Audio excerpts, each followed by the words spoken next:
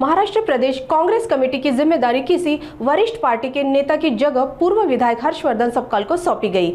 सबकाल प्रदेश अध्यक्ष की जिम्मेदारी संभालने के लिए सोमवार रात मुंबई में पहुंचे।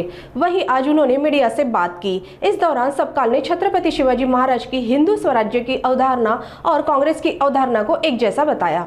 महाराष्ट्रात नवनिर्माणचं स्वप्न उभी बाळगून काम करणाऱ्या कोणत्याही कार्यकर्त्याला छत्रपती शिवाजी महाराजांची प्रेरणा ही सदैव मार्गदर्शक स्वरूपाची असते। आणि आज मी माझा पदभार स्वीकारत असताना छत्रपती शिवाजी महाराजांना अभिवादन करत असताना शिवाजी महाराजांनी जे रयतेचं राज्य बघितलं होतं आणि शिवाजी महाराजांचा जो हिंदवी स्वराज्याची संकल्पना होती तीच संकल्पना मला काँग्रेसची संकल्पना वाटते। आणि त्यात गनिमी कावा असेल, निसर्गगिरी असेल, सर्वांना सोबत घेऊन चालणं असेल, शिवाजी महाराजांची शिकवण ध्यानात घेऊन आणि उरी बाळगून मी माझा पदाचा कार्यभार स्वीकारला।